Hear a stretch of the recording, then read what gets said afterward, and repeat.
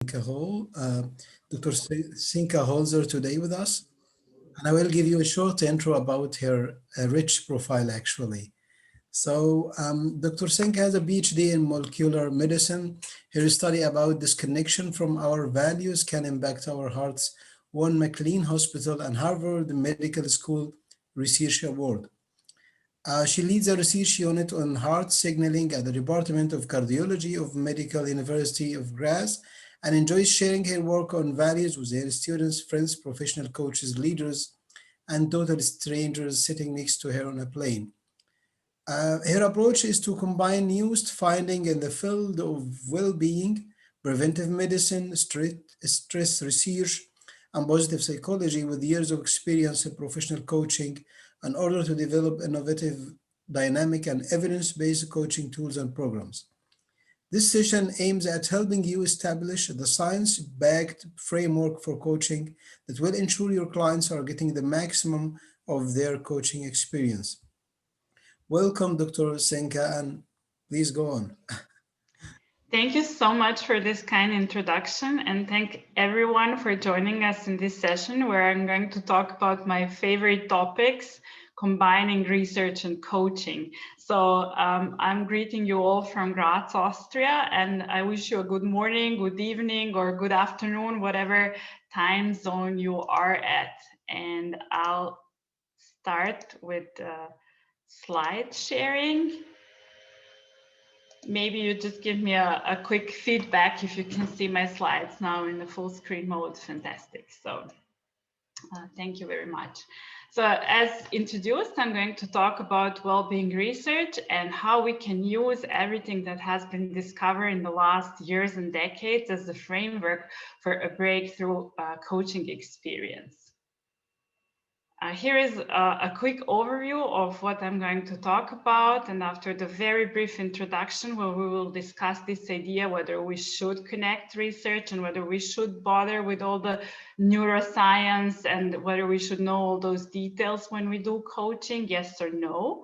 And then the whole talk will be divided in three different parts. So first we will talk about what do we really need to thrive. So what is our coaching goal?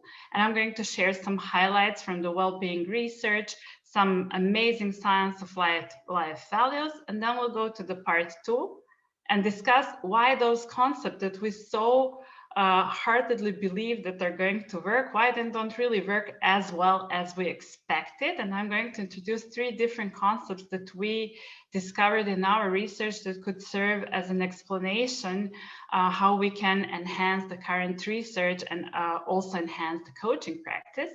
And then how we can use all of that to create a framework for really breakthrough coaching. And just at the beginning, I have to say that during the discussion, some parts of the presentation will also present my personal opinion as you see, as I have a brain, I'm probably a little biased when I talk about my own research and experience in coaching. So this is just a very brief introduction to understand my background so that you know where I'm coming from and why am I so passionate about bringing coaching and research together to go hand in hand. As you already heard, I was born and raised and studied, completed my bachelor and master studies in biochemistry at the University of Novi Sad in Serbia. Then I moved to Graz, Austria to pursue my PhD in molecular medicine. And right after graduation, I was awarded a fantastic fellowship, national fellowship that allowed me to study abroad and for enhancing and improving my knowledge in heart physiology and pathophysiology. I chose University of California, Davis, where I spent 2 fantastic years doing my junior postdoc. At the same time, I became increasingly interested in professional coaching, both because I was really fascinated by this mind and body connection, but also because I was aware that once I go back to Austria, I will have more and more responsibilities and I will need more and more coaching skills and better communication skills. So I completed the professional coaching for life and work at University of California, Davis. When I moved back. I started my own research unit at the Medical University of Graz. We're looking at the molecular basis of the development of heart failure. But coaching influenced me so profoundly that I'm also in parallel doing a lot of workshops, career workshops, where where I'm trying to implement this, what I learned in coaching, and change the academic climate. So I'm working with PhD students and early career researchers, how we can become more, nurture more coaching atmosphere rather than a very competitive academic one to make better progress. So now, just a quick introduction, well-being research and coaching, yes and no. So I was a sort of thinking, I'm not sure whether this is the right approach. So let's see, is it maybe better to really have this open-ended approach that I really, really loved when I finished my coaching education, which says the client supposed to lead the way because they know absolutely the best, what is the best for them. I was really fascinated by this coaching approach and how just by asking questions and active listening and direct communication, you can help them find their own way, your clients. But then at the same time, I was aware of a lot of well-being research that was going on in the background. So there were years and decades of research that showed what do we actually need to have and to find this deep fulfillment in our lives. And I was always thinking whether maybe the better approach would be, again, to let the client lead the way and show us that they know what is best for them, but somehow having in mind what years and decades of research showed what we really need in order to try and make the best results for ourselves. And I tried to combine everything I learned in coaching and in my research and create something that is really approachable and understandable, intuitive for everyone, and that it doesn't take years to learn, but somehow to create this framework that we can follow for a really, really unique coaching experience. And before I start with our concepts and sharing some previously shown concepts, I just want to make sure that we're all at the same page when we talk about well-being. So what is well-being? How do we measure it? Why is it important? And what influences our well-being? In scientific work and literature, it's defined as a self-report of how satisfied we feel with our life in general, and how much positive and negative emotions are we experiencing. So I like to say in a very simple language is when you're sitting in front of the mirror, how do you feel your life is working for you in general? And one of the most common way how we measure well-being is so-called satisfaction with life scale. It's a very simple tool. It's developed in 1985 and it has a scale ranging from 1 to 7 and 5 sentences. And to be able to assess your well-being, you would read those 5 sentences. So I'm just going to briefly go through them.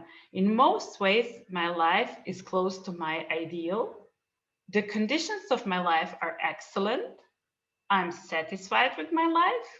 So far, I have gotten the important things I want in life. If I could live my life over, I would change almost nothing. And then your task would be to look at the scale and say, if you strongly agree with each statement, you would give yourself a 7. If you completely or strongly disagree, you would give yourself 1. And maybe you would be somewhere in this range between the two extremes. And then you would rank for each of those statements, you would connect it with how you feel on this scale about it. The next part would be to sum up all your score for the 5 sentences. And if you're in this higher range, between 30 and 35 points in total, you could say that you're a really highly satisfied person. In the opposite, or if you're towards bottom of this range with 5 to 14 points, we would say that there is some problems with satisfaction with life. And this is really important because this well-being will determine many things in our life. And if we think about work, it would be related to the high levels of well-being are related with better performance, higher motivation for work, less sick leaves, lower turnover, and so on. And the opposite is true. The opposite is true for lower levels of well-being, which are associated with low productivity, decreased engagement, more sick leaves, higher turnover rates, and even burnout and depression rates. And then, of course, the question is, can we change, and how can we change our levels of well-being? And if we look at this first question, can we change our levels of well-being? I think the best and most complete answer that you will find is in this book written by Professor Sonia Lyubomirsky, The How of Happiness, where her short version of her answer is, yes, we can, but up to our set point. And what Professor Lyubomirsky meant with that is that there are parts of our well-being or happiness that are changeable and parts that are not. What she found out in years of her research is that our well-being levels and happiness depend 50% of our genetics. And good or bad part of that, depending on which kind of happiness and well-being genes we have, is that we cannot control this part. But then I was really surprised to learn something, and that's that our circumstances, which I believe are very, very important, whether we're healthy or not, whether our financial situation is good or not, whether we have a degree or not, whether we are in a relationship or not, account only for 10% of our well-being. And a big portion, a big part of this pie of our well-being depends on our internal state of mind and the intentional activity that we are doing on a daily basis. And this is where coaching comes into play. This is something that we can increase and enhance for our clients through a great coaching experience. So what do we need to thrive? What are the elements of well-being? There has been a lot of research done, and I'm just going to show you some highlights, but if you're interested, you can anytime reach out and I'll provide you with more references and more great reading resources that can help you understand these elements of the well-being, and also some studies that will illustrate this in a very practical ways. So there are three key elements that are crucial for fostering well-being. The first one would be feeling self-directed. The second one, feeling competent. And the third one, feeling connected. And this is called 3 basic psychological needs. Those 3 needs are the basis for the theory of self-determination, which is a fantastic theory which describes and differentiates what humans, what all of us, depending where we are coming from, which age we are, what we really need to thrive in our lives. And they define those 3 needs. Autonomy as the need to determine the course of one's own actions in life and act in harmony with own interests and values. Competence would be the need to feel effective and contribute to the greater good and the welfare of society and of others. And relatedness, the need to feel deep connection and attachment to other people. And then there is something really important to distinguish needs from our wants and wishes and intentions and so on, is that irrespective of what we personally believe about those needs, or we believe that this theory is right or wrong, the satisfaction of those 3 things will bring us the higher levels of well-being. In contrast to when those 3 needs are not satisfied, either we believe in them or not, they will influence our well-being in a detrimental way. The authors of this theory, Ryan and Daisy, describe it in a similar way as, for example, vitamin C. So whatever you think about vitamin C, that it's important, crucial or not, its deprivation is going to lead to scurvy. And this is the same with those basic psychological needs. And the other thing is, this is why this theory is called the self-determination theory, because when those 3 needs are satisfied, they're releasing our superpower, our intrinsic motivation, our self-determination to do great things in life. And now the next big question is, how do we satisfy those basic psychological needs? Because in ideal world, just hearing, oh, we have those needs would immediately mean that we can tomorrow do something about them and bring more well-being into our lives. But I'm going to show you in the next couple of slides that the situation is a little bit more complicated than that. So there is a connection between our needs and values and behaviors, what I like to call the cause and effect relationship between those elements that ultimately determines our levels of well-being. And I always like to represent it in form of this apple tree, analogy of the apple tree, which I call the tree of life. And I'm going to show you how this works, how this interaction works. So in the basis of this tree, the root of this tree are our three basic needs for autonomy, relatedness, and competence. And we have a natural human tendency, just because we're human, we have the tendency to satisfy our three basic psychological needs. And then the situation gets a little bit complicated. So we strive to meet those needs by acting on the values that we believe are important for feeling autonomous, related, and competent. And the thing is, what makes each of us unique is that we all have a different blueprint of our own values. So the way how we search our need, for example, for competence, to satisfy our need for competence, will be very different. I'll pick different values than you or your brother or a person with your same name that lives in the other part, on the other part of the world. And then the purpose of those values and of our value system is to help us choose between different behaviors that on a daily basis, which supposed to serve the satisfaction of our values, through which we will satisfy our basic needs. And if there is one thing that you will take away from this webinar, please make it this idea of how our needs and values and behaviors are connected. And when they work, all three, when they are aligned and work together, what we have is this nice blooming tree that bears a lot of fruits. We have a good level of well-being. And because life values represent such a crucial part of this whole theory, and they connect our needs with our behaviors, I want to zoom in now and share a little bit more in details the science of those life values. So when we talk about them, the first person and the first work that we have to mention is Milton Rokic, and his work of human values, I dare to call him the father of human values, taught us two key lessons about the values.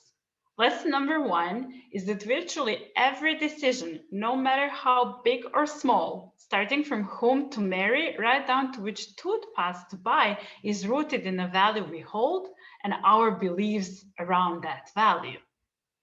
And the lesson number two is that if we want to make a deep-rooted change in behavior, so to change behavior for better, to serve us better, it requires to re-evaluate our value system, find the consistencies and inconsistencies with this system, and try to align our actions and our values. And this has been described in the late 70s. A lot of this work has been done in the early 70s.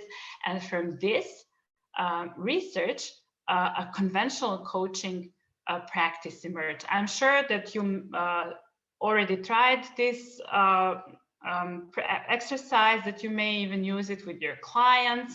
And it's a really worthy one. So I'm just briefly going to describe how it works. First, you would get a list of values. There are so many different lists of values freely available on the internet. You can find them in many different books. And then you would have your client research this list, try out all different words, see what the gut feeling is saying, and they would pick top 10 values, which for them represent what is the most important to do well in life. The next step then would be to rank order those values from 1 to 10 and see which are the most important and the most influential values for this person.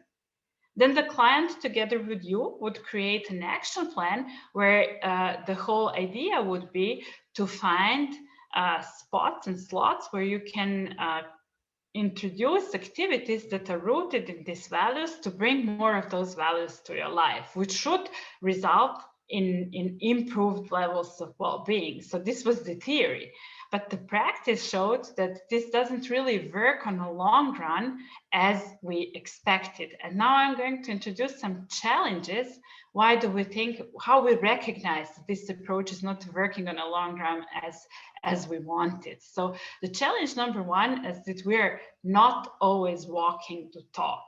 And to illustrate this example, I can share with you many different examples after this one and some of our own research, but I find this study from the Harvard researchers as really one of the best examples how we are not walking the talk and how what we say is important can be shifted out of our focus. So those researchers recruited families with children, and then they asked questions. They had a set of questions for parents and then a similar set of questions for their kids. So the questions for parents, one of them was, what is most important for you? For one, your kid achieving at high level, your kid feeling good most of the time, or the third alternative was your kid having a caring character. And then the questions for kids were tweaked just a little bit. So what is most important for your parents?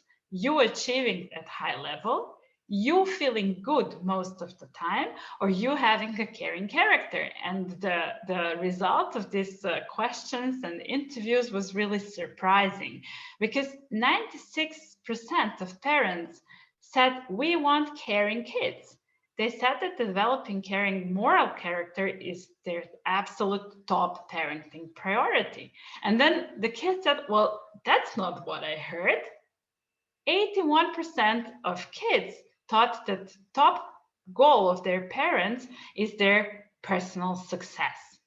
So there must be some force that makes parents say one thing, but then in reality behave a little different and convey a different message to their kids.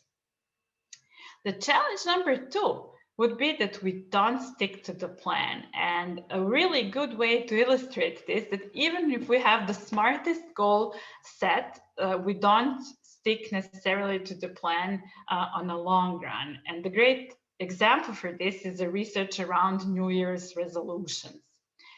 So the statistic and the research says that approximately 50% of population makes New Year's resolutions. The first 2 weeks in January usually go along beautifully. We hit the gym, we do whatever with our nutrition, we are really sticking to the plan. But then by February, people start to backslide. By July, less than 50% of people stick with their resolutions. By December, around 90% of people are back exactly where they started, if not worse. And that means that 88% of all set resolutions fail. So just in the US, it would be 150 million failed resolutions every year. And the challenge number three is that our values seems to change over time more than we can predict. There is a fantastic study, and there is also a TED Talk that describes the study in a very visual way. And I highly recommend that you reach out and look for it. It's called The End of History Illusion, but I call it The End of Change Illusion just because I think it's more easier to understand this message. So what does the end of change illusion means? It means that no matter our age, we always underestimate how much our values are going to change in the future. So let's look at this example. Let's say this was a 20 or 18-year-old individual who was asked to assess. So the first question was to assess how much your values changed in the last 10 years. And then the next question was to how much do you think your values will change in the next coming 10 years? And then this person would say, my values changed tremendously in the last 10 years, and they will not change much in the future. And this was true no matter the age of the participants. So ranging from age 18 to age 68, everyone underestimated how much their values are going to change in the next 10 years, which means that life values change over time more than we predict, which have us making decisions that our future selves are regretting. So this, after learning all those evidence, it was obvious for me that we need to get more details about these values and understand them in a better and closer way so that we can really exploit and how we can change the behavior by looking at our values. And we came up with 3 different concepts that could explain this why don't we thrive. So the first is the rhetoric reality gap, core versus acquired values, and expectation reality gap. So when we talk about rhetoric reality gap, this is exactly what was described in this first study when the pairs of parents and kids were interviewed. We call this rhetoric reality gap the difference between what we say is most important to us and then the difference between how we act in reality. So what we did, we went, I connected with my research to the coaching community, and we developed tools that could actually measure the discrepancy between our stated values, so what we say is the most important, and the values that actually drive our behavior, decisions, actions, and priorities. So we call them driving values. And this is the result of our first experiment. We find that 95% of participants at our study reported that they have a difference, specific degree of difference between the top 5 stated and top 5 driving values. So if you look at this diagram here and these different bars in different colors, 0 would mean that none of the top 5 stated values, so what we say is the most important, matched our driving values.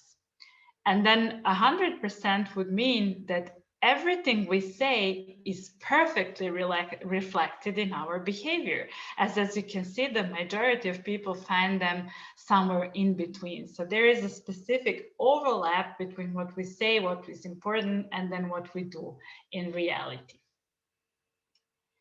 And then we start asking, what could be this force that can shift our focus from what we say is so important for us? And then whole our theory about the organization of our value system came into the play. We discovered that we have 2 different sets of values, of which one is strongly supported by various social factors. And this is how we like to visually represent them.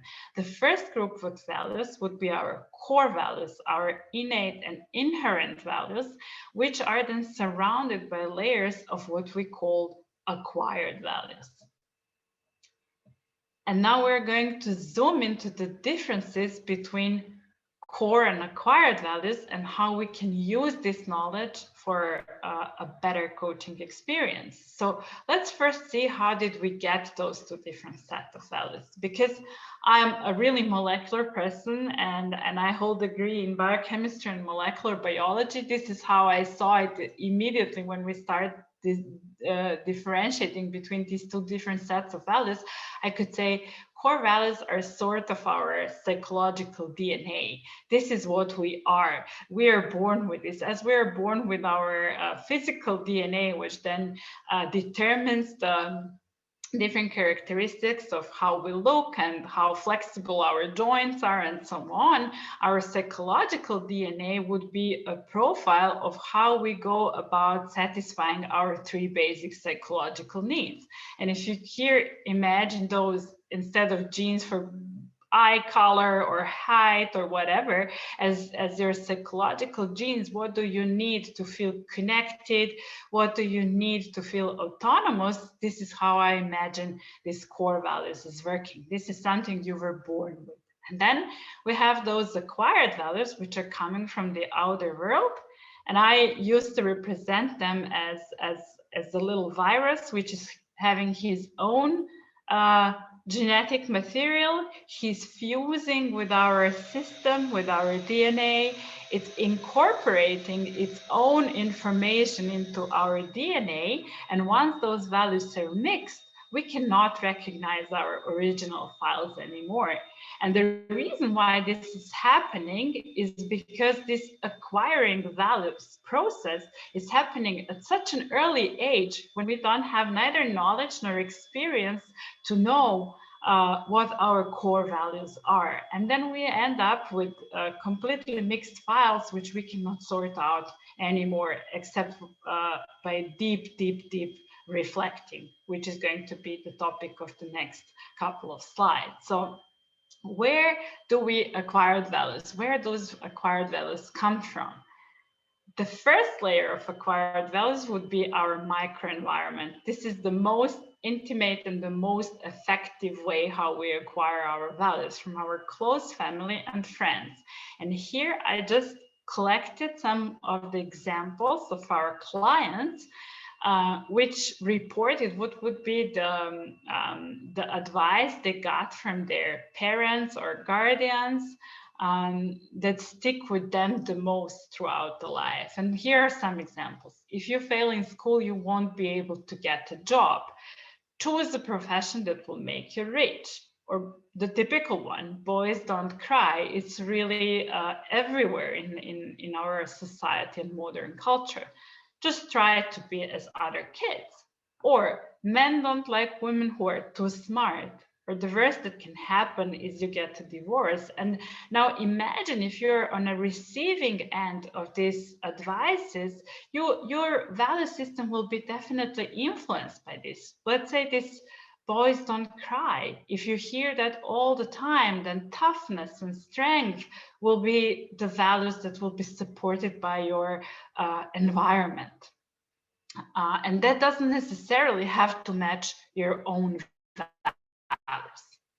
The second layer would be the generational values, which would come from our school friends, teachers, media, and now among younger generations, the most dominant, the social media. So here I made just put together some pictures that are from the so-called influencers of young generations in today's world. And if you look at the messages they're having, it's of course not surprising that those new generations are obsessed with money and fame and materialistic world and so on and so on.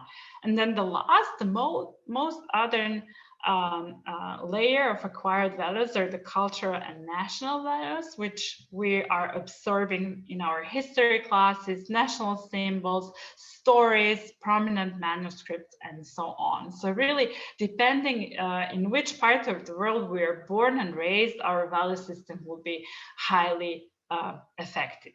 And now, one thing that I really want you to remember and understand is that those acquired values start with really good intentions. So our microenvironment, our family and close friends, they definitely want to protect us. They want to offer what's the best for us. Our generation is there to make us feel understood, to inspire us. National and cultural values are there to make us feel safe and to have a sense of belonging. But they can cause different problems. They can create conflicts. For example, if you encounter a person from different generation or a different culture, there are well-documented conflicts. They could be misunderstood. They could be completely misleading. They could be out of date. But the most important and the most detrimental effect that they can have is that they can detach people from their true selves. Because if we focus too much on our acquired values, just by the fact that we have only 24 hours in a day will make us spend less time and energy on what truly matters to us, on our core values.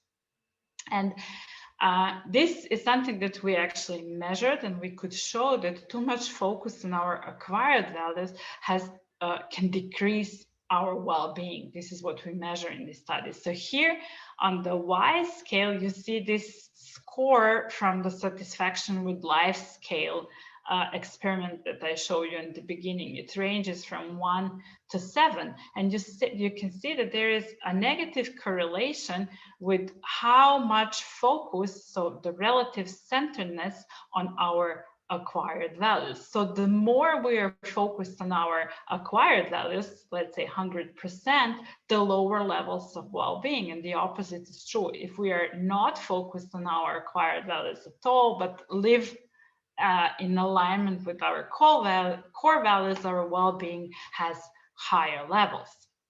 And I like to represent that, go back again to the tree of life and present what does this mean. So if our behaviors align with our core values and help us satisfy our basic needs, we are thriving, we are bearing apples. But if our behaviors predominantly support our acquired values, we might satisfy some of our basic needs. We might feel competent for moments. We might create some relationships, but we won't have this rich feeling of deep satisfaction and fulfillment, and overall our well-being will suffer.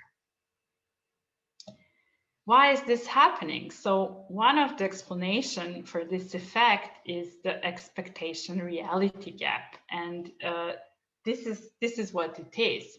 So we have, depending on all those 3 layers and sources of acquired values, when they promote their values, they promise a reward.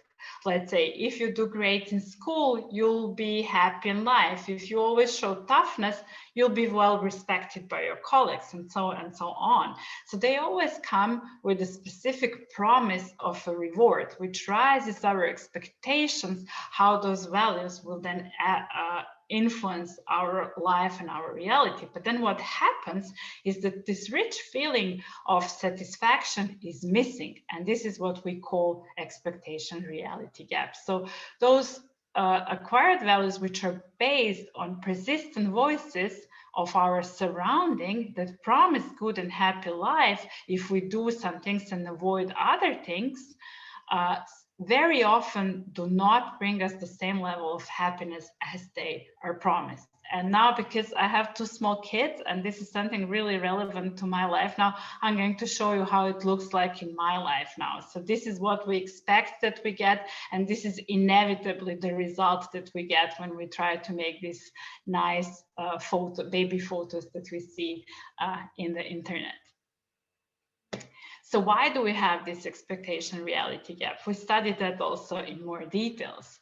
There are 2 things that we want to mention when we talk about acquired values. So events that are rooted in our acquired values give us only intense but short-lived spikes of happiness and satisfaction. As you can see here in this diagram, let's say something great happened that satisfied one of our acquired values, and we experience this boost of energy and satisfaction, but it quickly fades away. The effect goes back to the original levels very fast. And we call the life based on acquired values, life of peaks and values. And then opposite to that, when we do things that are in alignment with our core values, we have a totally different situation. These core values give us lasting satisfaction. The positive effects accumulate over time. It doesn't necessarily have to be that strong, but it does accumulate over time. And there is a very short exercise how you can test that, how you can feel this long-lasting effect of the core values. So let's say, try to remember something that you really wanted to buy 10 years ago, whatever it be, a designer's bag or a book or whatever that you really wanted, or a house or a boat or whatever. And how does that feel 10 years later? We can barely recall this great feeling that we had at the moment that when we maybe bought this thing. But then in contrast to that, if you remember things that were rooted in your core values, let's say you helped someone who was really in a need 10 years ago, and if you or did something or said something that really changed and helped this person create better life for themselves, when you remember this at this moment, it will still give you this feeling of satisfaction and great feeling that you did something that was rooted in your core values. So this is this long-term cumulative effect of your core values. So what can we do? This is, of course, the most important question for us.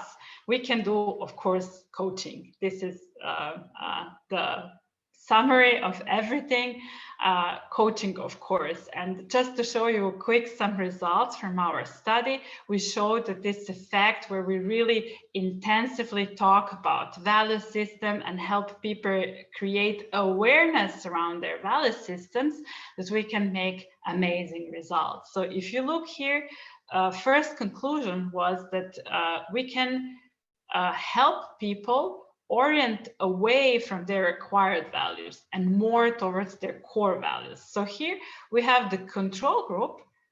This is the baseline levels of how much focus they had in their acquired values. And then there was a random intervention where we talked with people around different areas of life, but nothing specific about value.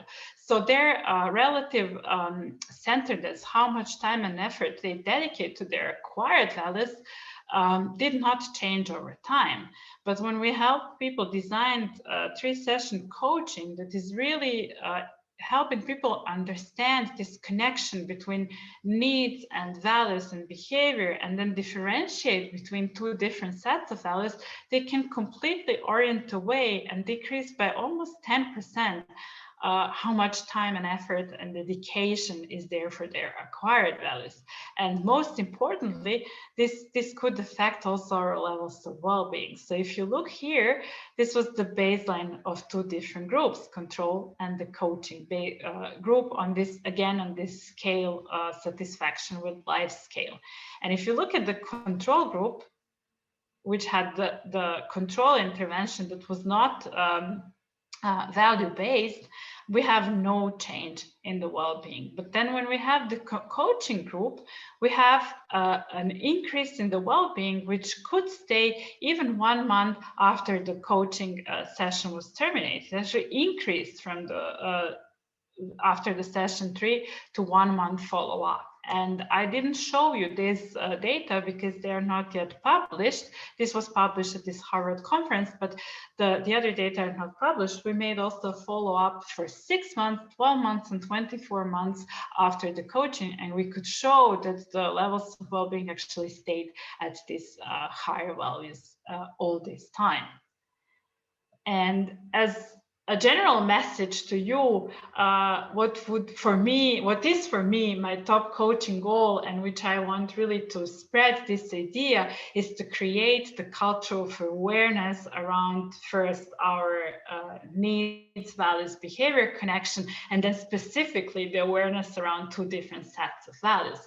And how do I do that? I do that in 3 different steps. So first step would be to notice the core and acquired value. And I really love this picture because it one-to-one represents how do I feel about the interaction between our core and our acquired values. So our core values are always there, always peaceful, always waiting for us to come back to them. And our acquired values have this little mind chatter or advocate or this little angry chihuahua that is always reminding us on those shoulds what we should do, what is the right way, what is the acceptable way, what people expect from us, and so on. And it's very loud and persistent. And that's how it grabs our attention, not because it's more essential to us, but because it's so loud and aggressive, and all those shoulds are incorporated in its voice. And then the second step would be to increase the awareness space. So whenever we get an input from the outside world, or whenever we are noticing I'm feeling great or I'm feeling sad, whenever we have some reaction to something that's happening outside of us, we should stop. make a break, increase the awareness space, and reflect what of our core value was in play. What of our acquired values were in play? So reflect and increase the space between the input, the trigger, and our reaction to it. And in the third step, learn to consciously navigate. So I would never say remove all of your acquired values, stop acting in according. No, but just be aware. And when you dedicate your time to your acquired value, do that consciously and know when to switch from one path to the other, and know what is what that brings to your life and how that enhances your overall well-being. Because switching between these two different sets of value consciously will make you own both will make you own the decision when to act in accordance to your core and acquired values, and navigate, unfold your life exactly as you want it to be.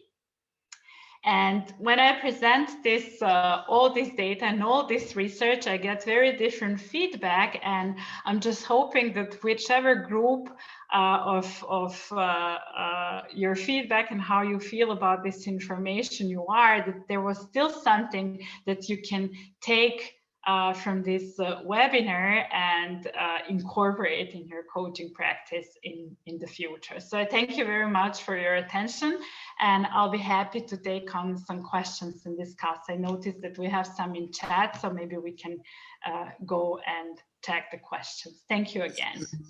Dr. Senka, thank you so much for this wonderful presentation.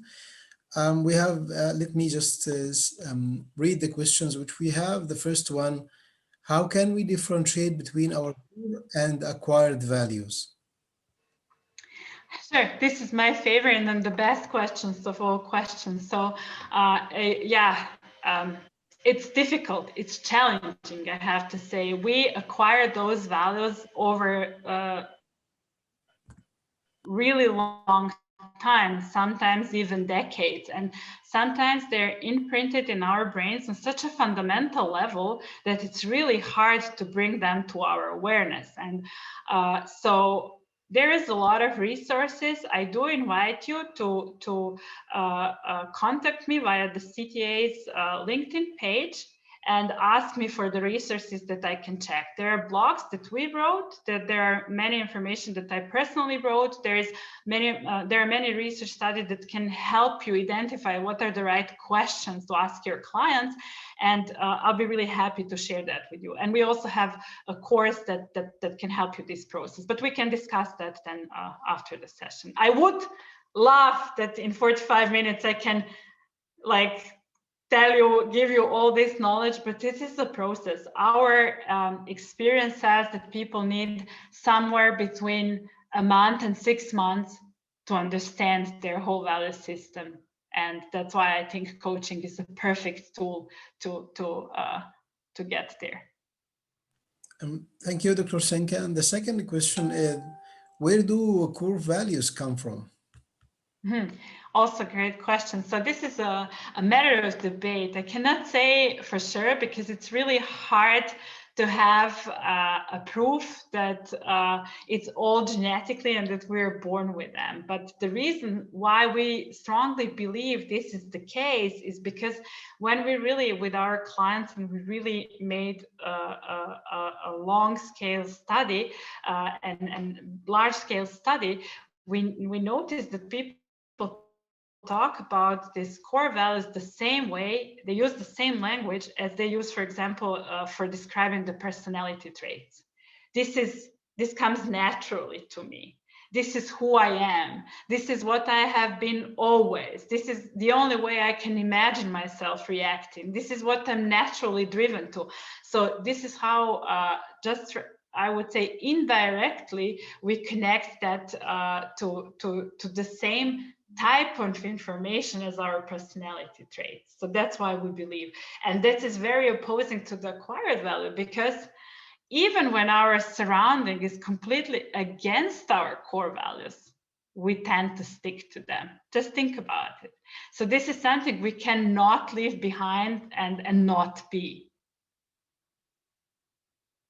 Thank you, Dr. Senka. And the next question is, how are you differentiating between values and beliefs? Also great question. Thank you for this one. So I would say these two are inseparable, and in all our training and studies, we always say that there are two aspects of values that we have to understand to have a clear picture, an X-ray view on our value system. The first one is what our values are, and then the second one is what our belief around this value is. And we can really not separate that. This is the whole program that we got. This is your value, and this is what is going to happen to you if you pursue this value versus if you don't pursue this value. And it comes as a package, value and a belief around that.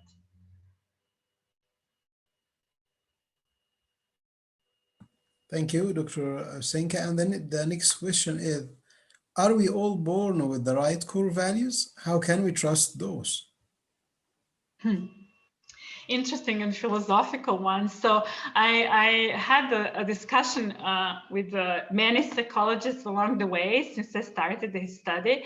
And there is a belief, yes, we're all born with the right ones. They're right for us. And the only thing that is not studied, and we would have to make a study, is when we have like an obvious psychological disorder or personality disorder, and then go and check those values. This is something beyond the research that we did. So I cannot go into that. I always talk only about things that we know for sure, and I share our data there when I can stand behind them. But this is the area that we didn't study, and would definitely be interesting to find out the core values of people with obvious or documented personality disorders. Okay, and this question is about actually, so as we know this kind of knowledge which we have in this presentation about values and how children acquire values from the childhood, the question is how to act with our kids in regards of all this knowledge. One of really relevant questions for me now, because I'm living that at the moment. So I have a 2.5 and 4.5 old, and I'm trying to be really aware of this whole process of acquired values. So one parenting tip, if I dare to say, would be observe, try to see what their core values are. Core values is not something that we will try to follow on one occasion. Core value is not something that we can easily leave behind. They will always go back and repeat the activities that are rooted in those core values. They will start conversations that are engaged with their core values. And your idea is your task is to observe and try to make connections between those observations and see what is the common denominator in the things that they like and they prefer to talk about. And so, but I say in 25 years, I can give you the result of my experiment. So how that privately worked for me. Thank you, Dr. Senka. I think that was an interesting presentation and a deep work in values, which we are as coaches very interested in that. So are there any other questions to Dr. Senka before we finish? We still have a few minutes.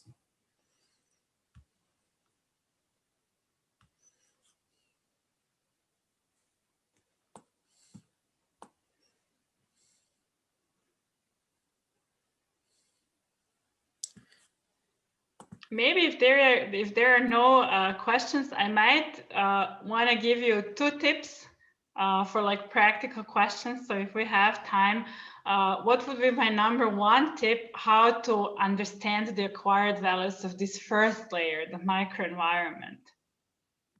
So that for me, this question would be, what is the parenting advice that stick most with you? It's really a tip that asking this question can uncover so much information around the acquired values that were nurtured in one's family. It's really a golden question to start understanding the familiar value in this very intimate circle. And for example, if you try to think about the needs and the values and behaviors connection and try to understand that better, let's say we take the need for relatedness and you want to understand what values are important for this need for relatedness for your client. One really great question that you can ask is to try to find the common thing all your best relationships in your life have in common versus what is missing in those where you're just acquainted and cannot go over this phase of becoming really close. And then you will see that some patterns are popping out and that they're probably rooted in the core values that you need to find this really deep connection. And I received one more question with where to find further information about that, Dr. Senka. Yeah, so I was told that my profile is featured at the CTA LinkedIn page, and then you can connect directly from there with me, and I'll provide you with references and information where you can get further readings or further trainings and whatever your needs are. Thank you so much. Still, we have very few minutes. I see one comment. Someone asked me to repeat the second question about the relationship, I guess that was. So the idea was that when you are looking at the connection between needs, values, and behaviors, you would pick one need and ask someone to think, for example, in relationship, to think top 5 relationships that you have. What is the common denominator? What is in common for those 5? And what is missing in those that are not your best relationships? And then you will find the patterns that would correspond to the values. That sounds powerful, Dr. Senka. Thank you.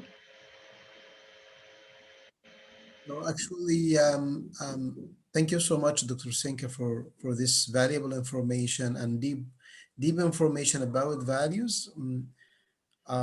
Thank you so much for the whole presentation and for answering these questions. And we have really enjoyed this presentation. Thank you so much. Thank you. The pleasure is all mine. Thank you for a great moderation and introduction. And thank you all for your comments and for your time and dedication to learn about the coaching process and go out and be the best coaches that you can be. So thanks, everyone. Thanks to the great community. Thank you for everyone also has attended this presentation. Wish you all the best. Thank you.